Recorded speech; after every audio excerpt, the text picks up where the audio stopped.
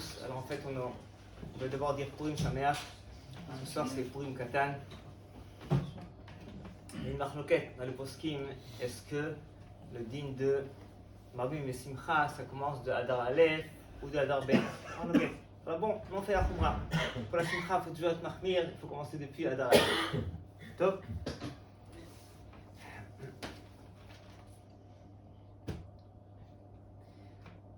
Il y a plus de 2000 ans, dans les rues d'Athènes, un homme arrêtait chaque passant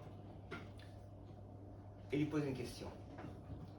Il lui disait comment vivre. Quelle est la condition idéale d'un homme de vivre sur terre? Cet homme s'appelait Socrate. Socrate, en effet bien connu, un des grands philosophes grecs. Peu de temps après, toujours à Athènes, un autre homme marchait avec une torche enflammée en plein jour. Et lorsqu'on lui demandait, mais qu'est-ce que vous faites avec une torche enflammée en plein soleil? Il disait, je cherche un homme. Je cherche quelqu'un qui est digne d'être appelé un être humain.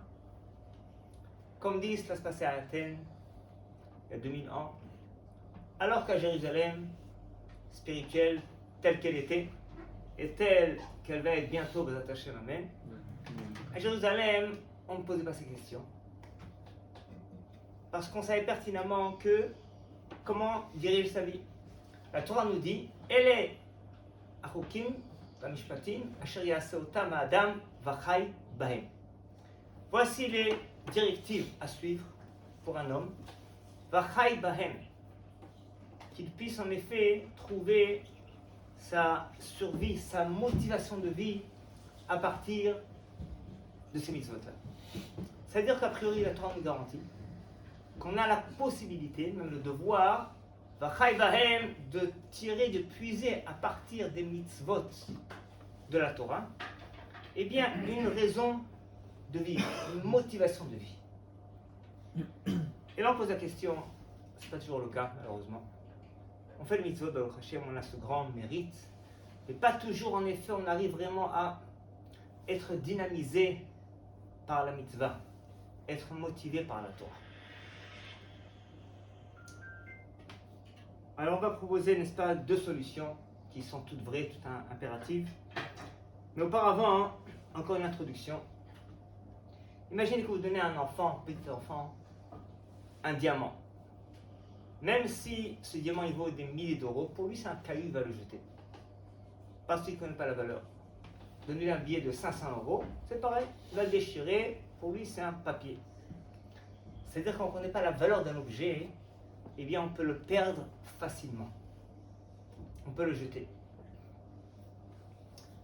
Et par rapport à cela, avait dit le Rav Shach, un des grands dirigeants spirituels du monde religieux en Israël, de la génération dernière, il avait dit qu'elle peut être, eh bien, un malheur pour une personne. Imaginez-vous quelqu'un qui, à l'âge de 98 ans, lorsqu'il a vécu sa vie de façon heureuse, bien que très modeste, on toque à sa porte. Monsieur un tel, oui en effet, quel bonheur de vous trouver, vous êtes le seul héritier de votre cousin du Malaga qui a laissé un héritage de quelques millions d'euros. Voici l'héritage. Et l'homme qui était heureux toute sa vie, il est devenu malheureux tout d'un coup pour les quelques mois qui lui restaient à vivre. Parce qu'il se disait, si on m'avait trouvé plus tôt, j'aurais été milliardaire pendant des dizaines d'années. Et avec le Rav Shach, ça peut en effet arriver qu'à la fin des temps, va nous faire découvrir des trésors grandioses qu'on avait en nous. Un trésor qu'on a, mais on ne connaît pas, c'est comme un diamant qu'on va jeter comme une pierre. Parce qu'on ne le connaît pas, on n'est même pas conscient, on ne va pas pouvoir l'utiliser, l'exploiter. Donc en fait, c'est nécessaire de connaître les facultés, les qualités. Comme disait Rabbi Sassalanter, un homme qui ne connaît pas ses défauts, c'est bien dommage. Parce qu'il ne sait pas quoi arranger, quoi réparer. Mais un homme qui ne connaît pas ses qualités, disait-il, c'est encore plus. C'est plus grave. C'est comparé à un menuisier, un artisan, qui ne sait même pas utiliser son outil de travail. C'est-à-dire que tes qualités, tes vertus, eh bien c'est là réellement les outils avec lesquels tu vas avancer. Pourquoi c'est nécessaire de connaître nos qualités, nos vertus, afin de les exploiter. Top.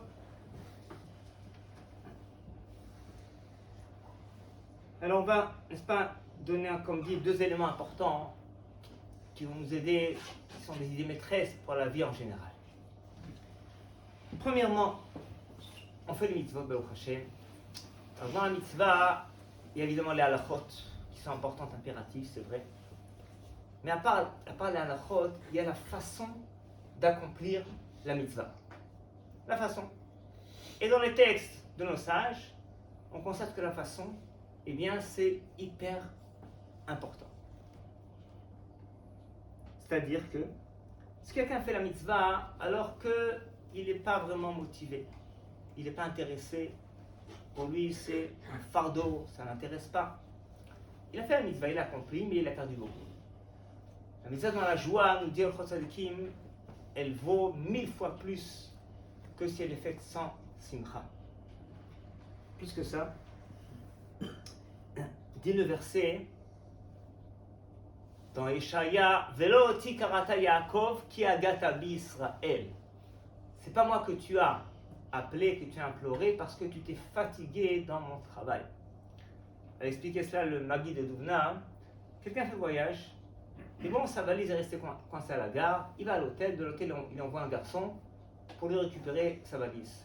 Après une heure, le garçon arrive, laisse sa valise en bas, monte à l'étage, monsieur, votre valise est en bas. Et l'homme lui répond, non mon garçon, tu te trompes, c'est pas la mienne. Comment c'est pas la vôtre? Vous l'avez même pas vu, là en bas. Oui, mais je vois que tu es essoufflé, tu transpires. Oui, monsieur, votre valise était très lourde. Et l'homme lui répond, c'est pour ça que je te dis, c'est pas la mienne. Ma valise, elle est très légère. Il y a dedans quelques diamants. Si elle est lourde, c'est pas ma valise. C'est ce que dit Hachem.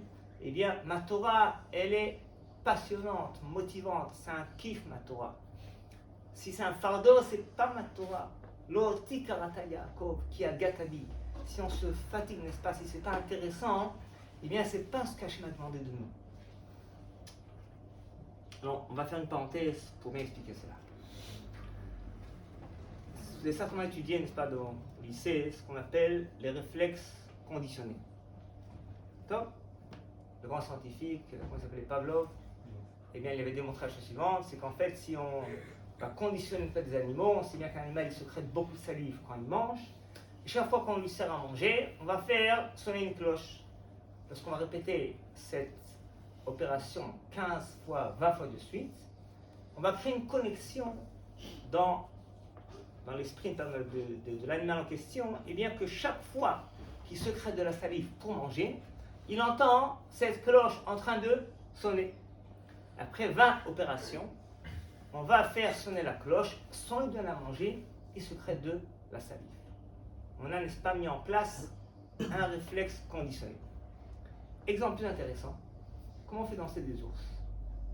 C'est très simple, on les met sur des braises ardentes, les pauvres ils ont mal, ils se mettent à sauter, et puis on joue de la flûte. Et là aussi on va répéter cette opération 20 fois de suite. Après une vingtaine de fois, on les met sur un parquet ordinaire, et on joue de la flûte. Et puis les ours commencent à sauter, à danser. Parce que là aussi on a mis en connexion, eh bien, un réflexe conditionné entre le fait que chaque fois que l'ours se met à sauter à cause des braises ardentes, il entend la flûte sonner, aucun rapport, il a mis ces deux éléments en connexion. Top. Un grand éducateur en Israël va rapporter cela, va rajouter la chose suivante. Imaginez-vous que, eh bien, un père prend son fils à la synagogue, le Shabbat, c'est nous ça dure longtemps, 2 heures, 3 heures, 4 heures les pioutines, ça dépend des endroits. Top. Et puis l'enfant de 8 ans, évidemment, après un quart d'heure, une demi-heure, il commence à gigoter. Et son père de s'énerver, espèce de nul, tu déranges tout le monde. Et il va, n'est-ce pas, le réprimander de façon péjorative, négative. Et si cette opération se répète des dizaines de fois, des centaines de fois, chez l'enfant, eh bien, on va créer un réflexe conditionné de réaction négative par rapport à la tefila. Parce que chaque fois qu'il se met à prier, eh bien, son père ou son prof, ou alors un camarade, est là à lui faire une réflexion négative, péjorative. Et même quand il va grandir, il va, n'est-ce pas, développer eh bien, un rejet pour la tefila. C'est bien dommage. Au contraire, nos sages, eh bien, nos sages ont instauré qu'à chaque mitzvah pratiquement, on fait ce qu'on appelle une Seudat mitzvah. Que ce soit un brit, bidon haben, bar mitzvah, fiançailles, mariage. Pourquoi? Parce qu'en effet, le décor agréable du buffet concert, le repas concert, ça va créer, n'est-ce pas, un réflexe conditionné positif, agréable par rapport à la mitzvah en question. Tout le matin, on dit dans Birkot HaShachar, Birkot HaTorah, Va'arevna Hashem Elokenu divrei Toratecha befinu. C'est quoi Arevna? Arev, c'est agréable. On demande à Hashem que les paroles de Torah nous soient agréables. Arev, si vous savez en hébreu, c'est aussi la chante tarovet, c'est un mélange. Donc un rêve, ça peut être mélangé, mais c'est aussi agréable. Quel rapport entre les deux? Pourquoi? Eh bien, ça a la même racine, même terme, même lettre. Très simple. Parce que ce qui nous est agréable va fusionner avec nous-mêmes, va se mélanger à nous. Que ce qui est agréable, eh bien, l'homme il fusionne, il va s'identifier avec cela. Ce qui est désagréable, on va au contraire le rejeter consciemment ou inconsciemment. C'est pourquoi c'est impératif. Impératif. Quand on fait la Torah, la mitzvah, la tefila, ça doit être agréable. C'est si important que nous sachions instaurer tous les matins. Il faut demander et supplier à Hachem, Va'arevna, que les paroles de la Torah, les mitzvot soient agréables. On a la fausse impression que, eh bien, la Torah vient nous obliger. On est restreint par la Torah, n'est-ce pas? La Vera, c'est interdit. C'est le contraire. La Torah vient épanouir l'être humain. En fait, vous voyez, dans le monde entier, on cherche, comment dire, à kiffer. À kiffer. Pourquoi? Alors sachez que, d'après la Torah, c'est une caractéristique qui est positive chez l'être humain. Pourquoi? La Neshama vient d'un monde céleste, sur lequel c'est écrit Oz vechedva bimkomo. On dit tout le matin, en Houdou, n'est-ce pas, Teilim, Oz vechedva bimkomo, c'est-à-dire qu'il y a la puissance et la joie dans la demeure divine. Notre Neshama qui vient, qui s'accabode d'un monde céleste très élevé, eh bien elle cherche ce bonheur. Elle cherche à kiffer, comme on dit. Elle cherche dans le corps humain, sur terre, eh bien ce bonheur qu'elle avait auparavant. Elle cherche à s'épanouir. Évidemment, quand c'est mal dirigé, mal géré, elle va chercher n'importe quoi. Un plaisir provisoire, évidemment, ça ne va pas satisfaire la Neshama. Elle va chercher encore, on va essayer autre chose, et c'est jamais fini. On doit absolument procurer à la Neshama, eh bien, un plaisir, un bonheur moral et spirituel qui va apaiser la Neshama, qui va épanouir la Neshama, qui va épanouir la Neshama dans le corps. On doit absolument eh bien, trouver l'harmonie entre le corps et l'âme. La Torah ne vient pas interdire, elle vient épanouir l'âme dans le corps dans l'âme. C'est pourquoi on dit tout le matin, Va'arevna, que les paroles de Torah soient agréables, c'est ainsi qu'on pourra fusionner avec ces paroles de Torah. Alors, une histoire intéressante pour bien expliquer cela. Il y a en Israël un grand conférencier israélien qui a fait tchouva à l'âge de 26 ans. Donc, comment il a fait tchouva? Il a débarqué à 26 ans en Inde. Et là-bas, il s'est allié à une secte de bouddhistes. Bon. Et ils ont fait une fois ce qu'on appelle le jeûne de la parole. Pendant, imaginez-vous, 6 mois d'affilée. Et c'est 24 heures, vous restez dedans. 6 mois d'affilée, pas un mot de la bouche. Pendant ce temps-là, ils font des méditations spirituelles, ils font des prières, ils se trempent dans des piscines, c'est comme hiver pour eux, etc. Et lui avec eux, pendant 1 mois, 2 mois, après 5 mois, il raconte qu'il a explosé. Et là, il avait une réaction nerveuse à l'opposé. Il s'est mis à débiter, inconsciemment, sans maîtrise, des dizaines de mots, de phrases. Et qu'est-ce qu'il a récité, imaginez-vous? Il a récité la Haftara de sa bar mitzvah. Alors qu'il n'a pas révisé depuis 13 ans. Il a dit que de 13 ans à 26 ans, il n'a pas franchi le seuil d'une synagogue une seule fois, même pas un jour de Kippour. Donc il était vraiment à l'ouest, comme on dit. Rien, loin de la Torah. Et malgré tout, cet Haftara lui est resté inconsciemment, il a fait tchouva. Cet homme, il s'appelle le Rav Yitzhak Fenger, ceux qui ont entendu parler de lui. C'est comme ça, n'est-ce pas, qu'il a fait tchouva. Pourquoi? Parce qu'il s'est dit, c'est ce qui m'est resté après 13 ans de bêtises.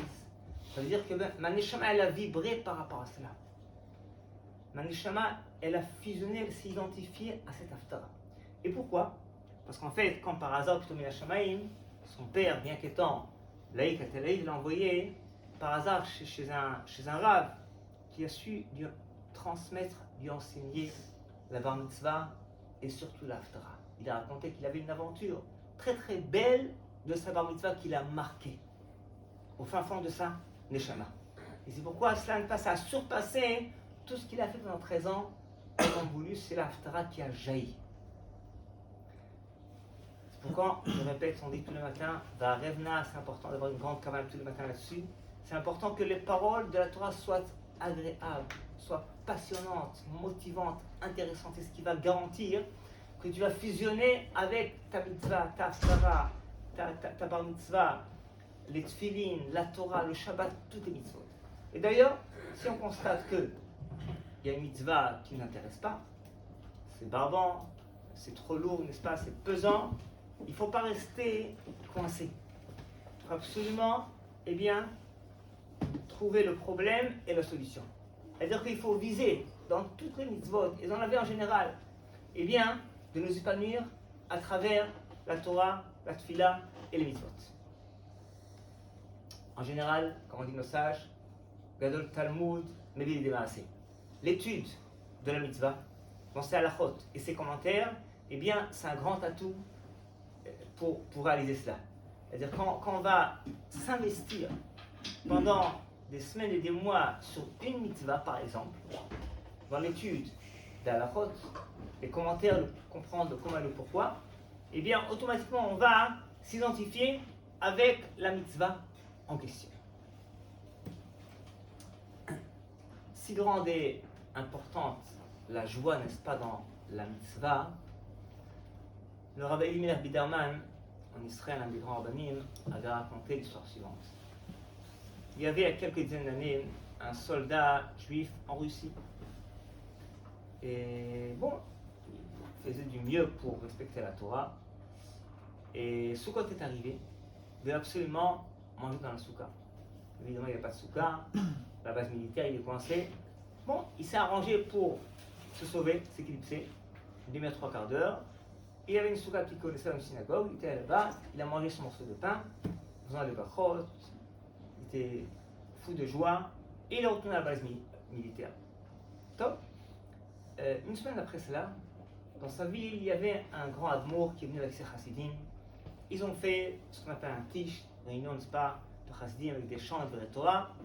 Il a entendu ça, il est venu lui aussi. Il a voulu passer chez le rabbi le voit, l'appelle, le fait asseoir à côté de lui. Et il lui dit, moi, cher soldat, quelle mitzvah grandiose tu as faite dernièrement? Et il répond, Rabbi, voilà, je suis à l'armée, je fais de mon mieux pour faire Shabbat, manger kasher. Il dit, c'est extraordinaire, mais tu as fait plus que ça. Quoi d'autre? Il dit, voilà, il y a une semaine, je me suis sauvé pour manger dans la soukha. Merveilleux, mais c'est pas ça, je cherche autre chose. Dis-moi, qu'est-ce que tu as fait encore comme mitzvah? Il raconte, il parle, et après, dans ce qu'il raconte, il raconte que, après avoir mangé ce morceau de pain dans la soukha, quand il est rentré à la base militaire, il était tellement heureux qu'il a dansé de joie en chantant pendant une demi-heure. Le Rav lui a dit, c'est ça la mitzvah. Il a dit, ton visage, il rayonne. Il y a un rayon divin sur ton visage. Et ça provient de cela. Bien plus que le Shabbat que tu fais, kasher que tu manges, manger dans la soukha, le fait que tu as dansé de joie après la mitzvah de manger dans la soukha pendant une demi-heure, c'est ce qui t'a, ce qui a déclenché que tu as un rayon divin sur ton visage. Tellement est importante la simcha, la joie dans les mitzvot. Ça, chers amis, c'est le premier élément de base qu'il faut adopter, comme on le dit, v'chai bahem, si on veut absolument tirer la motivation de vie et la survie des mitzvot, première chose, c'est on doit absolument viser de faire les mitzvot dans la joie, de s'épanouir dans la mitzvah. Ça veut dire que, en général, eh bien, par hasard, on est intéressé par telle mitzvah. Et par hasard, on n'est pas intéressé par telle mitzvah. Par exemple, le Shabbat, on kiffe, une bonne dafina, etc. Bon, ok. D'autres mitzvot sont plus difficiles, moins intéressantes. Il ne faut pas rester coincé. Il faut savoir que le fait, n'est-ce pas, de s'épanouir, d'aimer la mitzvah, eh bien, c'est impératif d'après la Torah. Comme dit le Rambam, mitzvah Ahavat Hashem, c'est quoi aimer Hashem? Le Rambam, dans Sefer Mitzvot, nous dit que, eh bien, c'est quoi chez Nehene, Betachlit ha'ana'a v'asagato. Il faut, n'est-ce pas, le maximum de profit, de plaisir, eh bien, dans le fait de servir Hashem, de s'approcher d'Hashem. Le maximum. C'est un des buts impératifs de la Torah. Donc, deuxième élément de base, ça rejoint cela.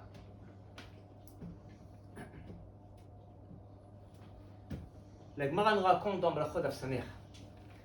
Yehuda bar Natan et Ravuna marchaient en chemin. Et tout d'un coup, Yehuda bar Natan, il a soupiré. Un soupir de découragement, déprime. Et là, son camarade Ravuna lui dit attention, attention, oulala. Quand tu soupires, tu es en train de déclencher des nouvelles galères. Tu es en train d'amener sur toi des nouveaux problèmes. Il va amener un verset dans Yov pour prouver cela. Qu'est-ce que ça veut dire? Il y a un midrash dans Parashat Shemot, lorsque Moshe Rabbeinu, eh bien, a été choisi par Hachem pour délivrer le peuple d'Israël. Dans la discussion, Moshe dit à Hachem, eh bien, je vais leur dire que voilà, notre Dieu veut nous sauver. Ils vont me dire Mashmo. Comment il s'appelle notre Dieu? Alors, un nom, c'est quoi un nom? Shem Zegiloui. Un nom, c'est un dévoilement.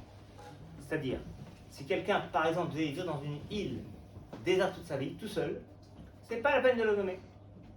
Parce que Réhouven, c'est pour le différencier de Shimon. Mais s'il est seul, c'est pas la peine de le nommer. Donc, un nom, n'est-ce pas, Hashem Zegiloui, c'est une façon de se dévoiler. Donc, quand Moshe dit à Hashem Mashmo, de quelle façon tu vas te dévoiler au peuple d'Israël?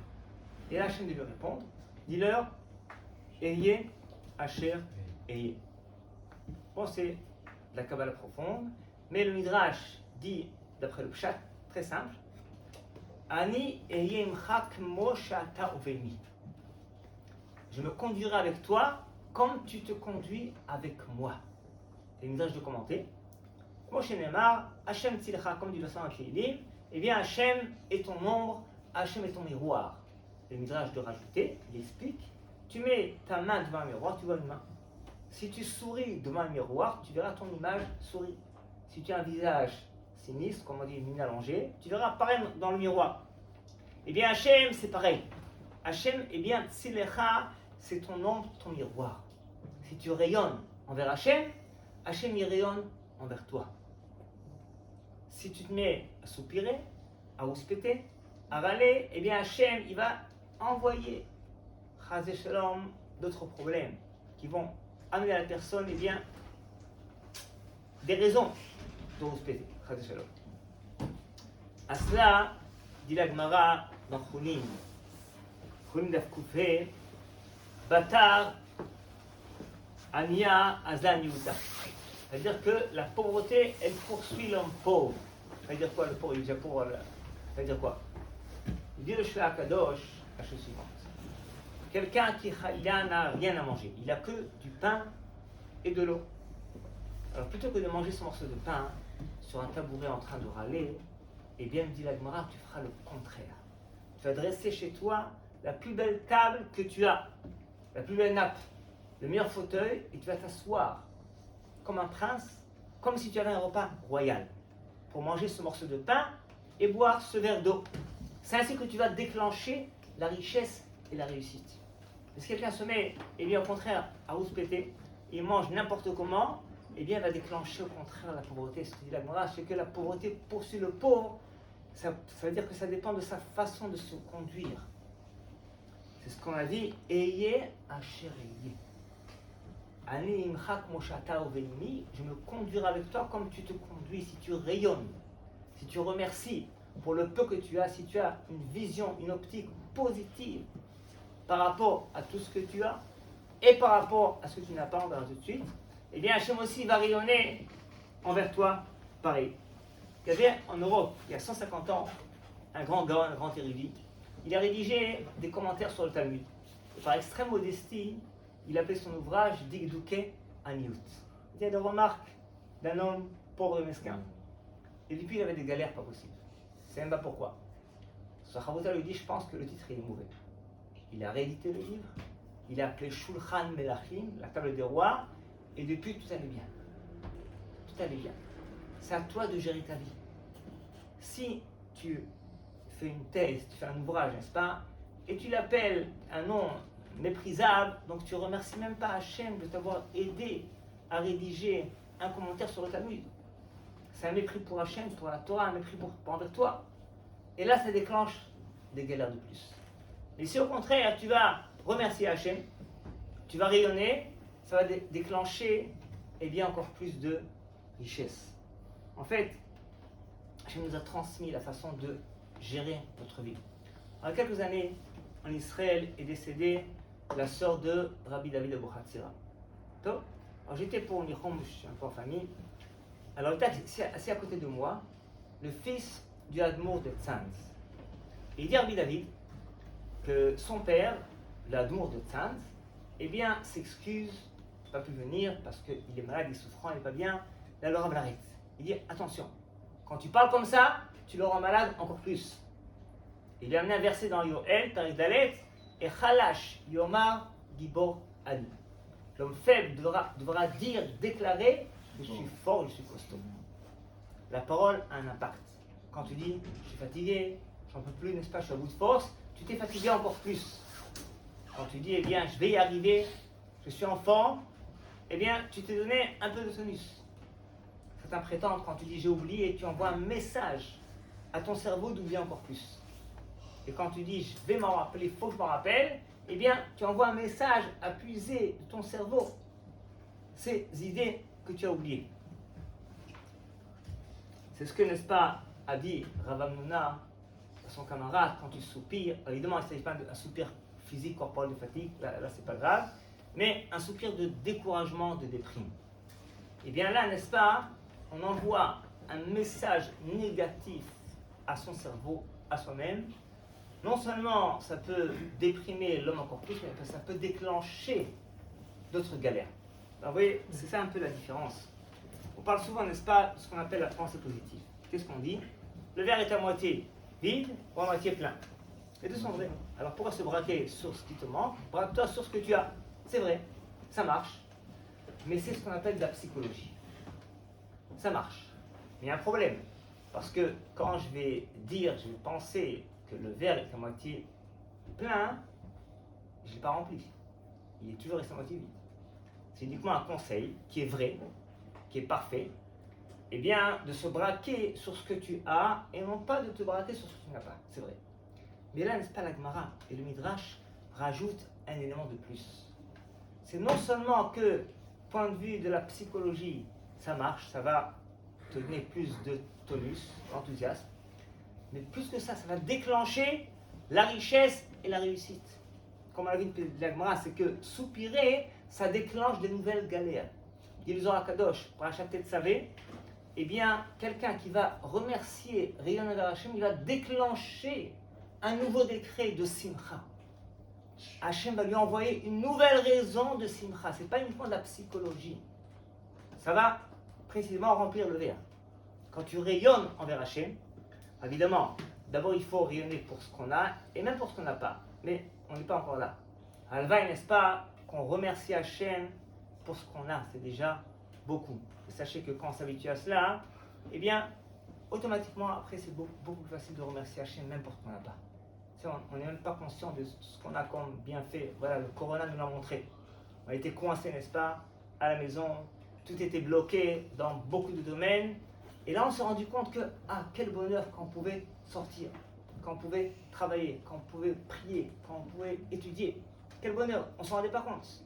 En effet, des fois, il faut, par des expériences pareilles, par des aventures pareilles, prendre conscience de tout ce qu'on a et remercier Hachem pour tout cela.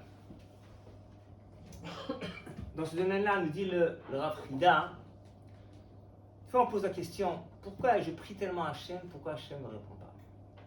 Bon, bonne question. C'est très simple, le Rav Frida, c'est très simple. Vous voyez comment la tefila est composée. Prenez une fois le sidour, sans prier. Et vous voyez, n'est-ce pas, étudier le texte de la tefila. Du début à la fin, en grande majorité, qu'est-ce qu'on dit? Shvach Bodaya.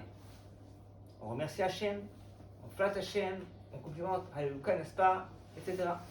Ça, c'est la grande partie, majorité. Seconde partie, plus petite, c'est Bakasha. On demande à Hachem, prenez-nous, référez-nous, etc. Et la partie encore plus petite que tout cela, c'est le vidouille. Vidouille nifilat apay. Alors en fait, vous dites à Frida, la vera elle est grave. Très grave. Mais cependant, la vera, on doit faire le vidouille, vraiment, même à chaudes larmes. Mais une fois qu'on a terminé, c'est terminé. Le dossier il est classé. Il y a un message ici pour la journée et pour la vie en général. Eh bien, il faut se braquer sur Shvar Vodaya. Il faut rayonner remercier Hachem en permanence. Et quand tu fais ça, tu vas demander un petit peu, tu vas être répondu.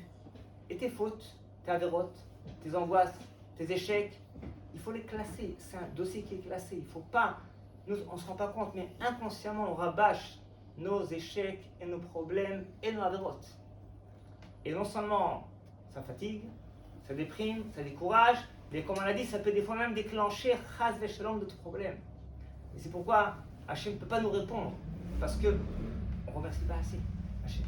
Et si on s'habitue à rayonner, à remercier pour tout ce qui va tout d'abord, et après même pour ce qui ne va pas, on demande un petit peu, on fait le vidouille, encore une fois, n'est-ce pas, à chaud de larmes, mais une fois que c'est terminé, on a terminé et on reste des simcha toute la journée. Et en effet, là, on peut être répondu. C'est, n'est-ce pas, c'est l'optique de la Torah, avoir une vision positive à la vie, à l'homme, par rapport à toutes choses.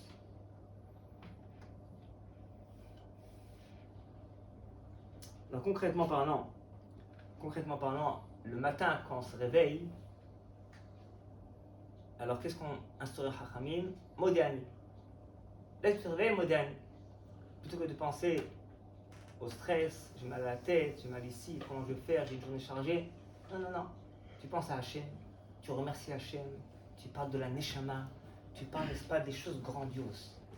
Et en effet, c'est écrit dans plusieurs Sfarim Akdoshim que les premières pensées quand on se réveille vont diriger la journée entière. C'est très important de faire attention, n'est-ce pas, le départ. C'est non, le prof de gymnastique, quand on faisait des courses, de 18 ans, il nous disait pas le démarrage est important. Le démarrage est hyper important. Tu gagnes sur un 100 mètres, quelques secondes, n'est-ce pas, c'est très important quand tu démarres. Le démarrage de la course. Par aussi le démarrage de la journée, c'est hyper important. Avoir une pensée positive à la vie, à la journée, à ta capacité. Quand on dit au nom de la terre, quelqu'un qui ne connaît pas ses défauts, c'est grave. Quelqu'un qui ne connaît pas ses qualités, c'est encore plus grave. Il faut se braquer pour convaincre sur tout ce qui est positif. Et c'est ce qui peut éveiller des qualités qui sont des fois endormies en nous.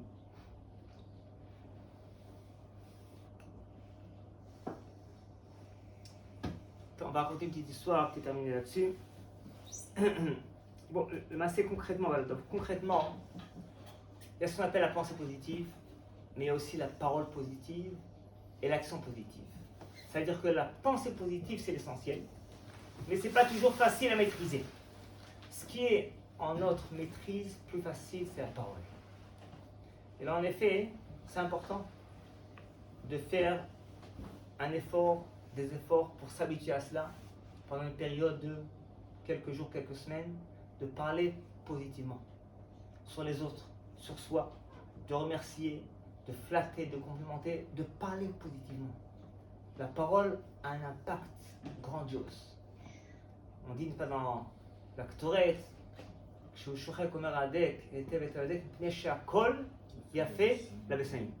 la voix est bien, la parole, elle est bonne, elle va améliorer le dessin. Quand on fait le vent, au contraire, il faut le silence. Chaque élément est ça. Je fais une parenthèse là-dessus. Il y a un livre très intéressant du Rav Zamir Cohen, que c'est certainement Hamahapach, la Révolution, traduit en français.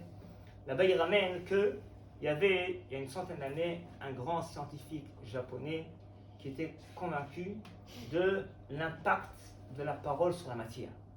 Il a fait beaucoup d'expériences jusqu'à ce qu'il arrive à prouver la chose suivante. Il a pris une goutte d'eau, en face de laquelle il a prononcé des paroles de malédiction en japonais. Et puis après, il l'a mis au congélateur et examiné au microscope qui a grandi 500 fois. Il a pris une autre goutte et celle-là, il l'a bénie. Et la différence au microscope était flagrante. La goutte qui a été bénie, les molécules étaient homogènes, symétriques, agréables au regard. Celles qui ont été maudites, eh bien au contraire, elles étaient comme déchirées, striées, pas belles au regard. Les photos sont dans le livre. Suite à ça, en Israël à Bar-Ilan, ils ont pris des haricots qui poussaient de quelques centimètres en 15 jours d'arrosage intensif. Ils ont prononcé devant eux des pirkei Tehillim. Et d'autres haricots ont prononcé des malédictions. Les haricots qui ont entendu les malédictions, eh bien, ils ont poussé de quelques millimètres et non pas quelques centimètres. Ceux qui ont perçu les Tehillim, ils ont poussé de 40 centimètres. La parole a un impact. Et c'est pourquoi, Kol Sheken Kal Chomer, quand tu vas faire un compliment, un remerciement à tes parents, à ton camarade, à ton frère, à ta sœur, eh bien, cette parole a un impact positif sur la personne en question, sur toi-même. C'est des fois, quand on dit beaucoup de paroles négatives, ça va nous amener une pensée négative, une négation au niveau de l'âme. C'est dommage, ça va inhiber beaucoup de facultés qu'on a. Et au contraire, on peut se transmettre des paroles positives, des messages positifs par la parole en permanence. On va terminer une histoire intéressante. C'est aussi raconté par le Rabbi Daman en Israël. Il y a quelques années en Israël, il y a quelqu'un qui était malade d'un cancer, et qui a été guéri. Il a fait une grande messiba todaïa. Un repas, n'est-ce pas, avec des camarades, la famille, pour remercier Hachem, Shmat Kol Chai, top. Et il a pris la parole. Et il a dit qu'il était malade depuis 18 ans. Top. Et il se rappelle qu'à 18 ans, eh bien, les médecins se sont réunis à l'hôpital et pour traiter de son cas, son problème. Et ils ont dit à l'unanimité que cet homme-là, il n'y a aucune chance de le sauver. C'est trop tard, c'est trop grave, peine perdue. Il y avait un médecin dans la salle qui a dit non, je pense qu'il va s'en sortir. Parce qu'il est motivé. Il veut vivre, il se bat. Et l'homme a dit cette phrase, je me la suis répétée des milliers de fois pendant 18 ans, consciemment, inconsciemment. C'est cette phrase qui m'a stimulé, qui m'a dynamisé. Et grâce à cette phrase, grâce à cet homme-là, eh bien, j'ai été guéri. C'est pourquoi je l'ai invité aussi, il y a un médecin en question, qui participe aussi à notre messiba. Top. Il a terminé, et après lui, le médecin a pris la parole. Il a dit, en effet, je me rappelle, à 18 ans, le conseil des médecins s'est réuni, et on a dit en effet qu'il n'y a aucune chance. Et en effet, moi, je lui ai dit que non, il a des chances d'être seul parce qu'il veut vivre. Mais il a fait une erreur. Il y avait dans la salle 2 malades. Moi, je parlais de l'autre malade, pas de lui. Parce que de lui, en effet, j'étais moi aussi totalement désespéré. C'était un cas voué à l'échec.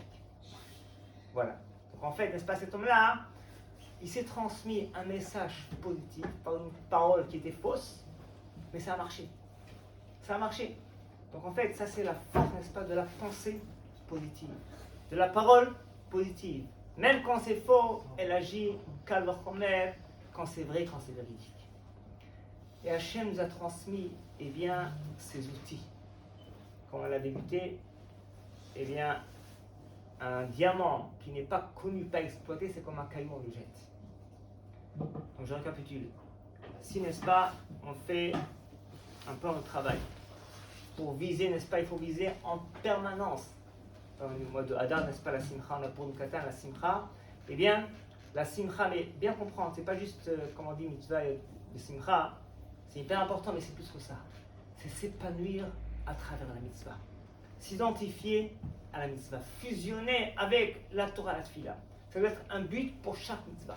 Quand ce n'est pas le cas, il faut chercher pourquoi et trouver la solution. Parce que bien comprendre, ce n'est pas un surplus. C'est l'essentiel de la mitzvah quand on fusionne avec elle, quand on s'épanouit, quand on va kiffer la mitzvah. Deuxièmement, ça rejoint cela, eh bien, s'habituer à avoir une pensée positive. Et pour cela, concrètement, c'est la parole positive. Rayonner, remercier, n'est-ce pas? Alors, dans la tfila, comme on a dit, Shvar Vodaya, prendre conscience, des fois, il faut s'arrêter, prendre conscience des bienfaits d'Hachem, matin, midi et soir, jour et nuit, par rapport à nous-mêmes, notre corps, notre neshama, notre famille, notre santé, etc. Chacun dans ce qu'il peut remercier.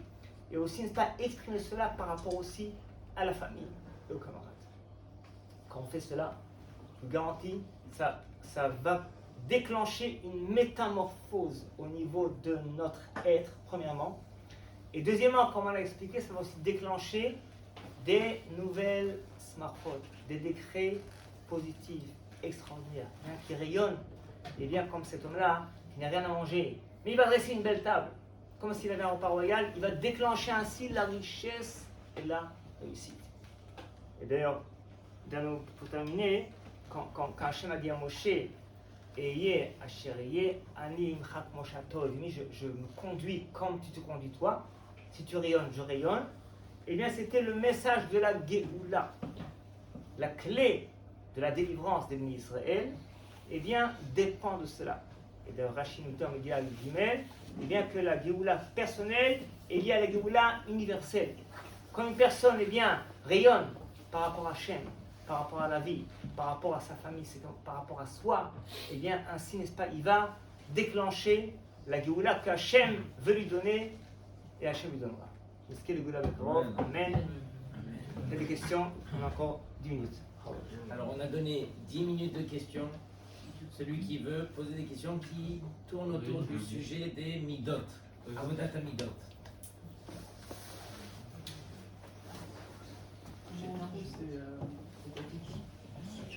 Comment trouver ces qualités? Bonne question. Bonne question. Il y a un livre très très bien, à l'échour de Rav Wolbe, mais bon, c'est un peu d'ivrit, un peu difficile à comprendre. Il parle de cela. En fait, voilà, il faut un petit peu être attentif. Il faut un peu s'auto-analyser. C'est-à-dire, il faut faire attention comment est-ce qu'on réagit par rapport à telle ou telle situation. Et, par exemple, si tu te rends compte que, eh bien, quand on a besoin de toi, tu es là pour aider tes parents, tes camarades. Donc, eh bien, le chesed est très accentué chez toi.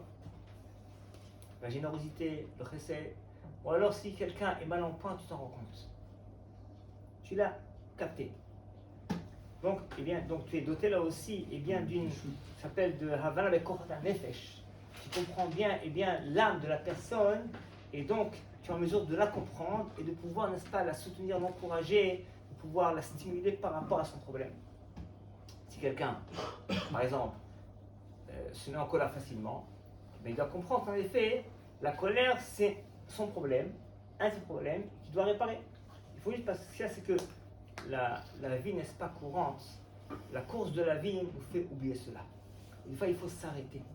Quand on a fait attention, quand on a pris conscience, comment est-ce qu'on a réagi de façon négative ou positive par rapport à une situation donnée, eh bien, et tirer de cela la conclusion. Évidemment, ce n'est pas une situation qui va être révélatrice, il faut beaucoup de situations. Et là, on peut en effet faire attention à cela. D'ailleurs, c'est conseillé d'avoir chacun, disait Rav Wolbe, un carnet ou un cahier ou un classeur dans lequel on va inscrire tout ce qui nous a marqué dans la vie. Tout ce qui nous a marqué n'est pas comme révélation, comme remarque, évidemment positive, n'est-ce pas, par rapport à un Dvar Torah, par rapport à un Tarush à la Paracha, par rapport à un Moussar, etc., par rapport à un événement. En effet, parce que ça pourra nous aider à avancer au fur et à mesure. Tout à l'heure, Tu veux dire que. C'est-à-dire qu'à force de vivre dans le paraître, on finit par l'être. Bon, c'est vrai, mais il faut être prudent, parce que le paraître, c'est pas exactement ce que la Torah demande. Il ne faut pas faire semblant. Il ne faut pas faire du cinéma, il faut pas. C'est pas le paraître. C'est-à-dire que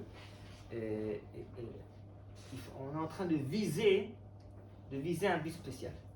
Dresser une table de roi alors que t'as que du pain à la maison, c'est faire semblant. Non, ça, C'est surtout très bonne question. Pourquoi c'est pas faire semblant?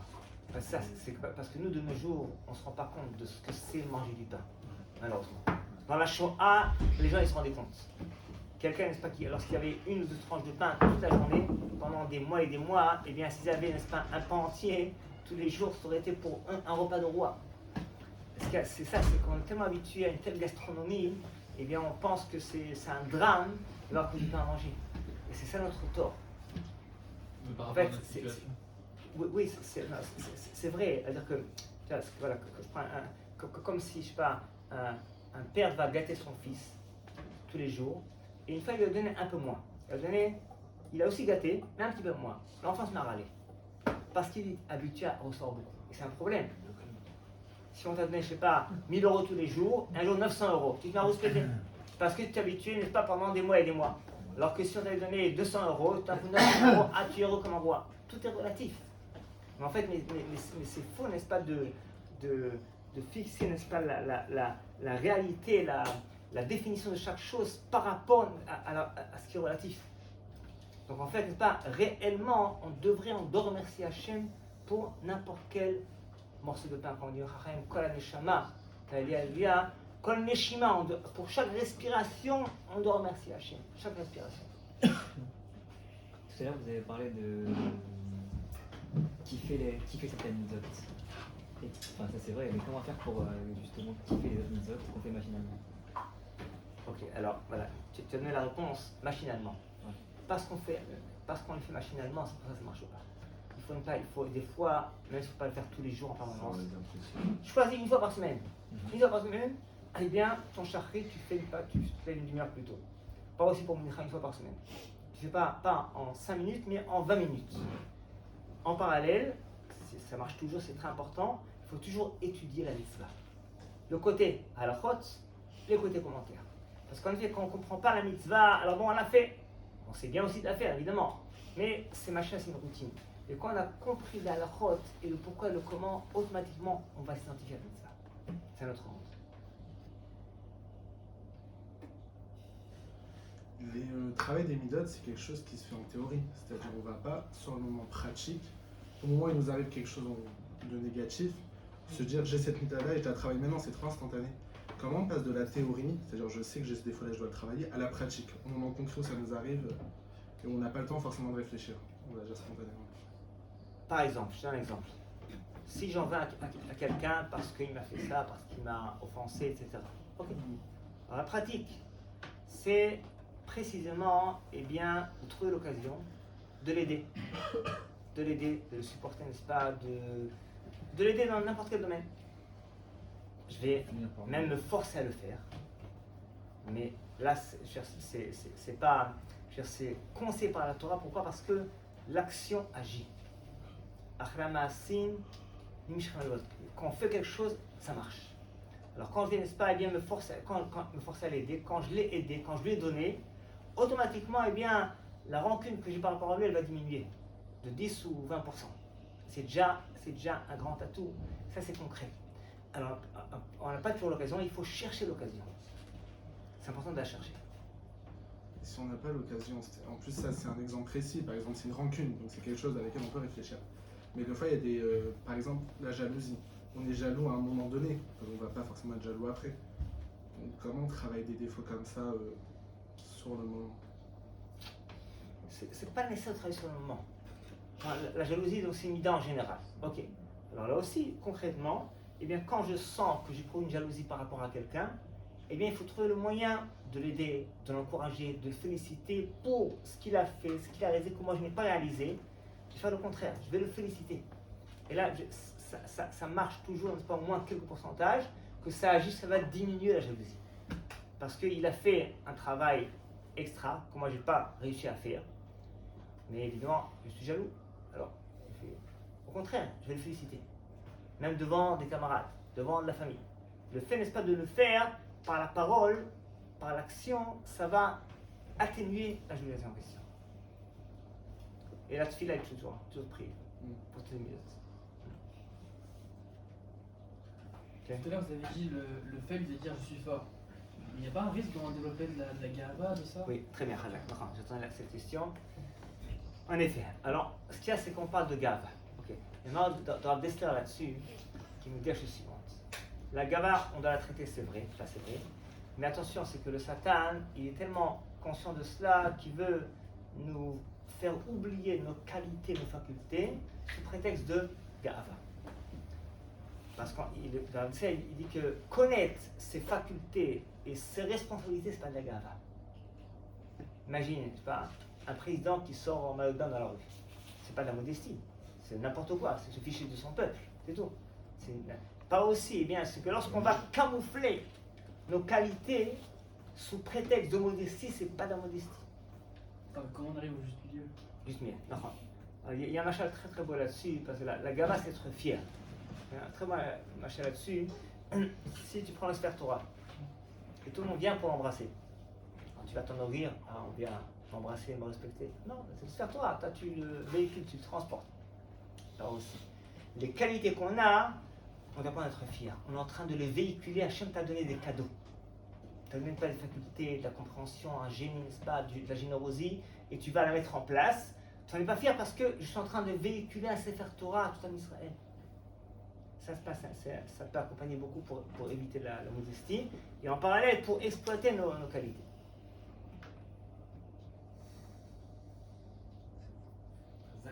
Merci beaucoup.